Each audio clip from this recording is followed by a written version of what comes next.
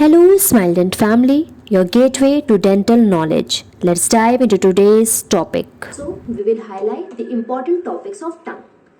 In this, we will cover muscles of tongue, papilla of tongue, blood supply, lymphatic drainage, nerve supply, and development of tongue. Today, we will cover the muscles of tongue, which is the most important topic. So, talking about the muscles of tongue, these are of two types. One is intrinsic muscle and the other one is extrinsic muscle. Intrinsic muscle originates and attached to other structures within the tongue only.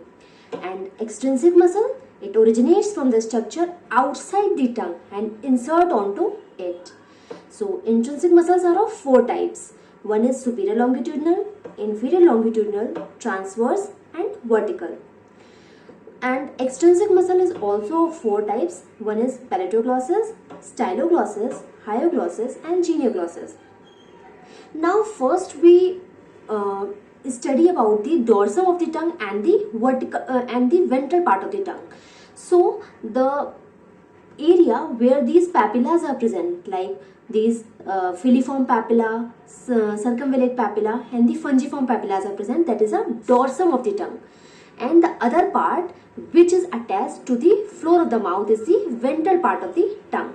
So the name suggests superior longitudinal. It is present over the dorsum of the tongue longitudinally. And inferior longitudinal, it is present over the ventral part of the tongue longitudinally.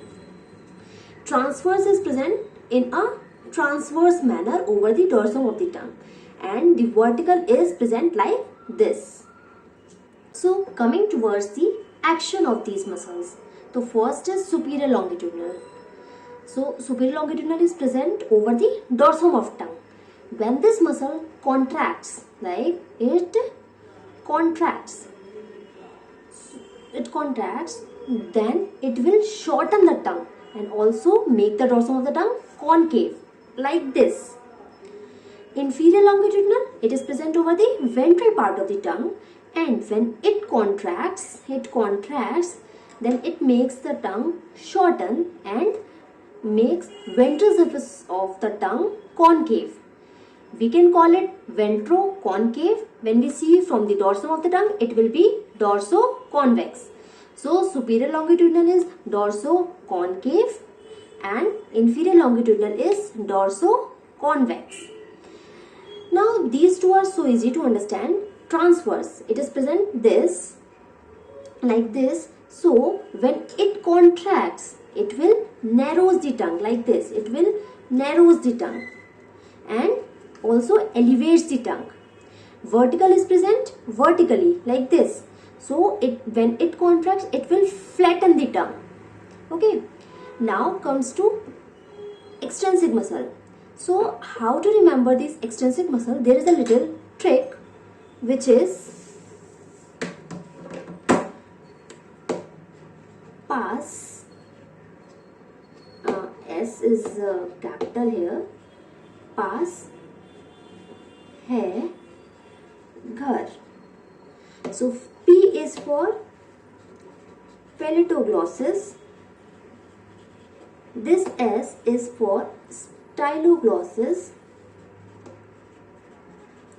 H hyoglossus and G is for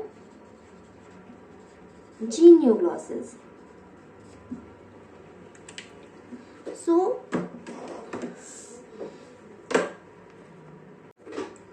now talking about the actions of these muscles. To understand the action, we can have this small diagram. So this is dorsum of tongue. Above the dorsum of tongue is the soft palate. Below the dorsum of the tongue is the hyoid bone. In front, we will have the mandible. So there are two genial tubercles. One is upper genial tubercles and the other one is lower genial tubercles. At the back we have this styloid process. This is styloid process. So extrinsic muscle originates from the structure outside the tongue and insert into it. So when the attachment is from soft palate towards the tongue, this is called as palatoglossus. When the attachment is from the styloid process, this is called as styloglossus. When it's from the hyoid bone, this is hyoglossus. When it is from upper genial tubercle, this is genioglossus. When this lower genial tubercle attached to the hyoid bone, hyoid. Okay, it's not used in the tongue. So we can easily understand the actions of tongue when the soft palate pulls the dorsum of the tongue upwards, means it is elevating the tongue. When the tongue moves upwards like this means it elevates the tongue as it is present above. When the styloglossus, this styloglossus pulls the tongue backwards, it means it is retracting the tongue. So this is retracts. This retracts. When hyoglossus pulls the tongue downwards, then it is depress. It pulls downwards. And this genioglossus is present in front, so it will pull the tongue in front direction. This means it protrudes the tongue. So it's so simple. Palate is present above, so it elevates the tongue. Styloglossus is present backwards, so it retracts the tongue. Hyoglossus is present below, so it depresses the tongue. And genioglossus is present in front, so it protrudes the tongue. Next comes the most important thing, which is the other name of this muscle. This muscle is called as safety muscle or the life-saving muscle. Why this muscle is called as safety muscle or the life-saving muscle? Because if this muscle gets paralyzed, it will lead to airway obstruction, as it will get backwards, shifted backwards.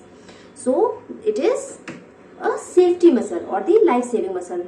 The shape is fan shaped. Now talking about the fibers of genioglossus, which are most important.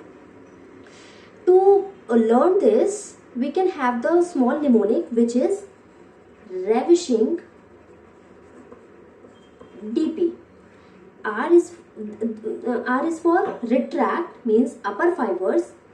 D is to depress, which is middle fibers, and P is to protrude, which is lower fibers. So ravishing DP, upper fibers retract, middle fibers depress, lower fibers protrude.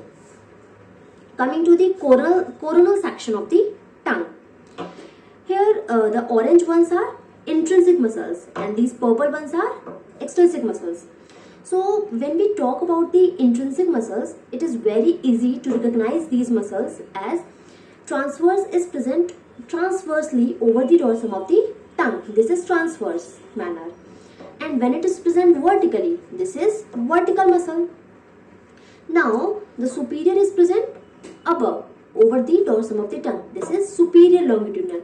When it is present below this transverse muscle, this is inferior longitudinal. Now the purple one is extrinsic muscle. We have that small trick, which is pass hai ghar. So we will eliminate this P, as we cannot show palate here. So we will continue with S. S is for styloglossus. H is for hyoglossus. Then comes the genioglossus. This is the arrangement. First comes styloglossus, then hyoglossus, then genioglossus. We can remember like this. We can also recognize this, that is this is greater cornea of the hyoid. So with the greater cornea of the hyoid bone is attached. And genioglossus is like fan shaped.